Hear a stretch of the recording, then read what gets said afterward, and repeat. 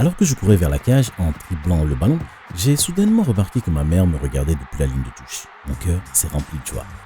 Ce n'était pas souvent que ma mère parvenait à se rendre à l'un de mes matchs. Vous voyez, elle a un travail très prenant en tant que comptable dans un grand cabinet de la ville.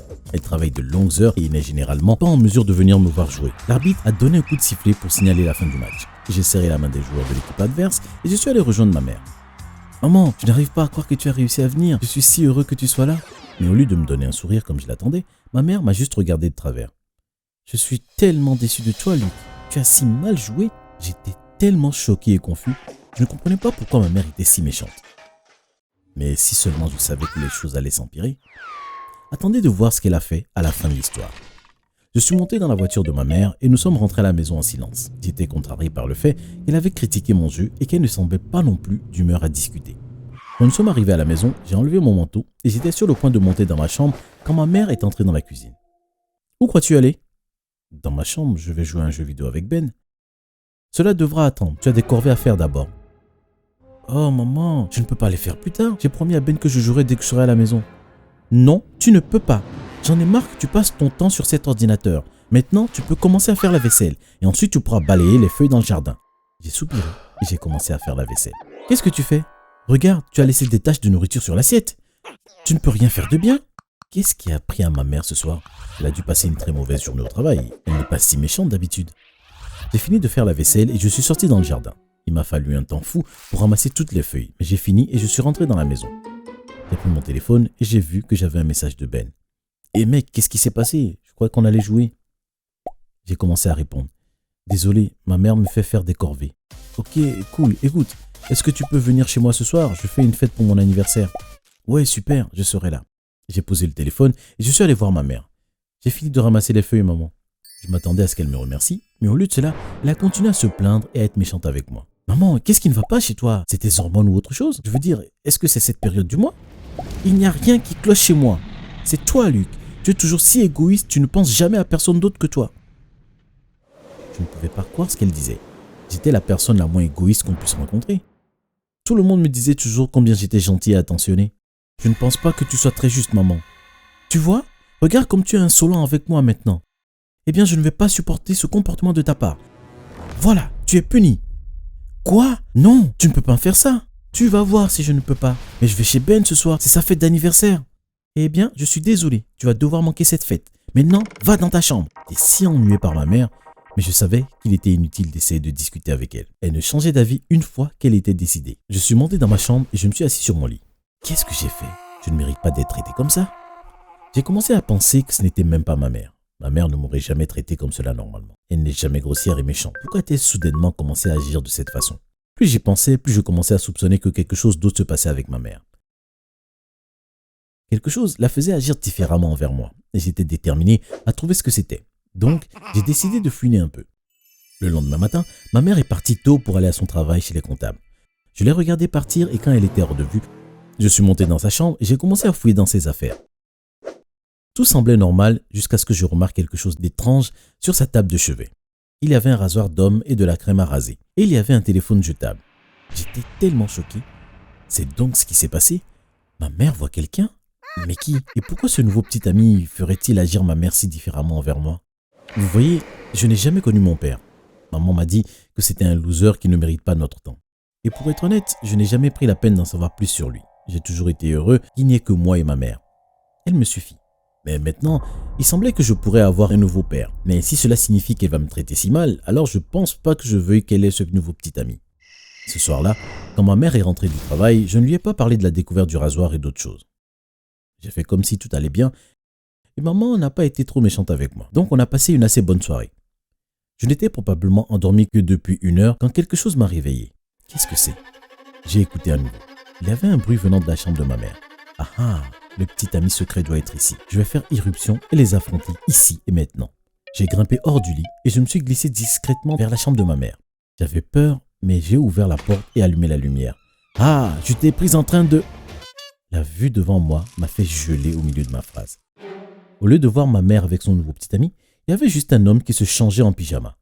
Mais ce n'était pas ce qui m'avait choqué. La chose étrange, c'était que l'homme portait les vêtements de ma mère.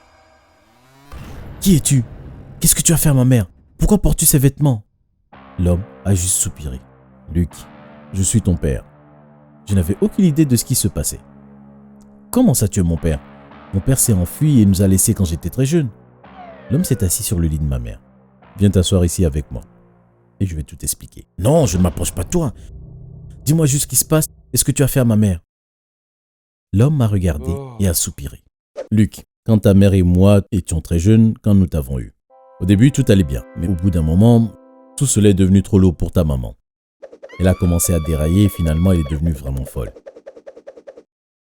J'ai fait de mon mieux pour l'aider, mais je ne pouvais rien faire. Elle a fini par être assignée à un asile psychiatrique. C'est là qu'elle est maintenant. Ma tête tournait littéralement avec ce qu'il me disait. Est-ce que ça peut être vrai? Je me suis retrouvé avec un bébé dont je devais m'occuper, mais ce n'était pas le vrai problème. Je n'avais pas d'argent et je n'avais aucune idée de ce que j'allais faire pour te soutenir. Jusqu'à ce que je voie une annonce d'une grande entreprise qui cherchait une femme comptable. J'étais comptable, mais bien sûr, je n'étais pas une femme. J'ai alors eu l'idée de m'habiller en femme et de postuler pour le poste. Je me suis présenté à l'entretien et j'ai obtenu le poste. Donc, à partir de ce moment-là, j'ai passé tout mon temps à prétendre que j'étais une femme. Je devais faire semblant d'être ta maman. C'est pourquoi j'ai dit que ton père nous avait quittés. J'avais besoin que tu croies que j'étais ta mère parce que je ne pouvais pas risquer que tu vendes la mèche. J'ai besoin de mon travail pour nous faire vivre. Si mon entreprise découvrait que je suis un homme, je perdrais mon emploi et nous serions pauvres. Je ne pouvais pas laisser ça arriver. J'étais choqué, mais quelque chose en moi me disait que cet homme disait la vérité. Oh, je veux dire, papa, tu aurais pu me dire la vérité et j'aurais gardé ton secret. Maintenant peut-être, mais quand tu avais 3 à 4 ans, tu aurais pu déraper par accident. Je ne pouvais pas attendre d'un jeune homme qu'il soit capable de garder un secret. Je voyais que mon père avait raison et je savais qu'il n'avait fait ce qu'il avait fait que pour nous donner une bonne vie. Eh bien, maintenant que je le sais, tu peux arrêter d'être une femme, au moins quand tu n'es pas au travail. Eh bien, ce serait un soulagement. Ce n'est pas facile de faire semblant d'être quelque chose que je ne suis pas tout le temps. Tu n'es pas en colère contre moi, n'est-ce pas?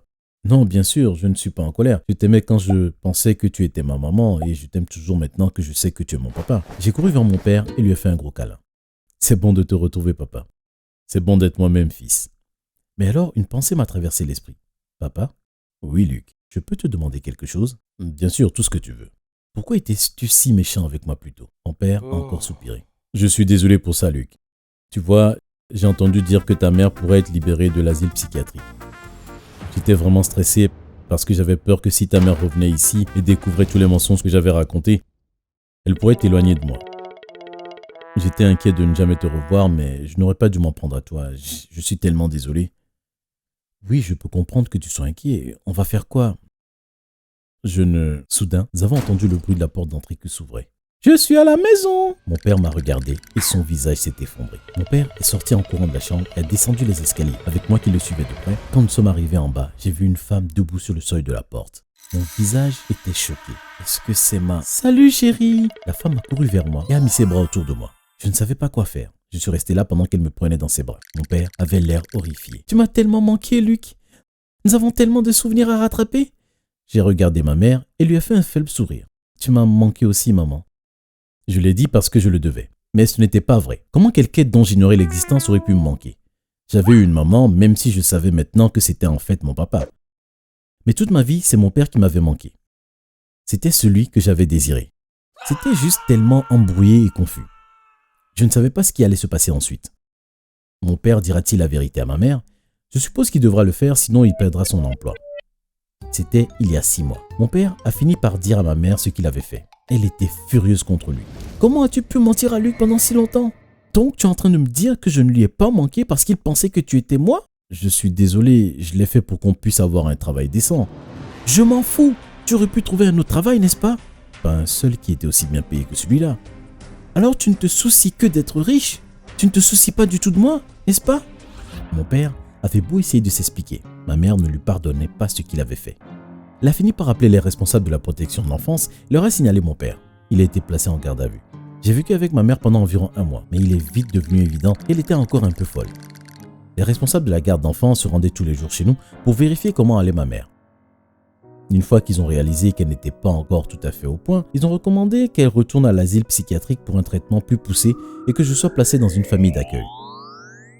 C'est là que je vis maintenant. Les gens sont bien, mais ce n'est pas ma famille. J'aurai bientôt 18 ans et quand je les aurai, je pourrai partir d'ici.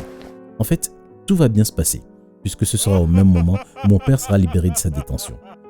Je devrais être heureux de pouvoir vivre à nouveau avec mon père. Mais je ne le suis pas. Je suis toujours très confus. Je veux juste retrouver ma mère. Enfin, ma mère biologique, je veux dire la mère qui m'a élevé, celle que j'ai aimée pendant si longtemps. Mais elle ne reviendra jamais, car comment le pourrait-elle? Alors qu'elle n'a jamais vraiment existé.